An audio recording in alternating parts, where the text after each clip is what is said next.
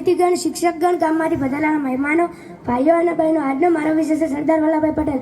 ભૂલ ચૂક થાય તો માફ કરજો. સરદાર વલ્લભભાઈ પટેલનો જન્મ 31 ઓક્ટોબર 1875ના દિવસે નડિયાદ ગામમાં થયો હતો. તેમના પિતાનું નામ જવાહરભાઈ અને તેમની માતાનું નામ લાડબાઈ હતું. તેમના પિતા એક કરમસદના સામાન્ય ખેડૂત હતા. સરદાર વલ્લભભાઈ પટેલ પ્રાથમિક શિક્ષણ મેટ્રિકલમાં લીધું અને વેસ્ટિકલની પરીક્ષા પાસ કરી તે ઇંગ્લેન્ડ ભણવા ગયા. વેસ્ટિકલ બનીને ભારતમાં પાછા આવીને તેમણે વકીલાત શરૂ કરી. ગાંધીજીની મુલાકાત લઈ તે આઝાદી ચળવળમાં જોડાઈ ગયા. 12 ડોલી સત્યાગ્રહ કરીને તેમણે વિજય મેળવ્યો. અંગ્રેજોની સરકાર પાસેથી ખેડૂતોને મહેસૂલ માફ કરાવી. ત્યારથી તે સરદાર કહેવા લાગ્યા. સરદાર વલ્લભભાઈની સહશક્તિ ખૂબ ગજબની હતી. દેશ આઝાદ થતાં સરદાર વલ્લભભાઈ પટેલ ભારતના ગૃહમંત્રી અને નાયબ વડાપ્રધાન બન્યા.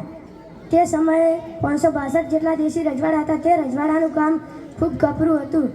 તે રજવાડાનું કામ સરદાર વલ્લભભાઈ પટેલ ધીરજથી અને કુશળતાથી સૌને સમજાવીને કાર્ય પાર પડાવ્યું. ત્યારથી તે લોખંડી પુરુષ કહેવાયા. સરદાર વલ્લભભાઈની બગલમાં એક કાક બગલ થઈ હતી. નાઈના હાથમાં લાલ ચોળ ગરમ સળિયાથી નાઈ તેના પર દાગ દીધા. ખૂબ ડરતો હતો અને સરદાર વલ્લભભાઈએ તે સળિયો લઈને તેમના પોતા જ પર દાગ દીધો. 15મી ડિસેમ્બર 1950ના દિવસે તેમનું અવસાન થયું. આવા નેતાની આપણા દેશમાં ખૂબ જરૂર છે. અસ્તુ. જય હિન્દ, જય. બહુ સરસ. સરદાર વલ્લભભાઈ પટેલ.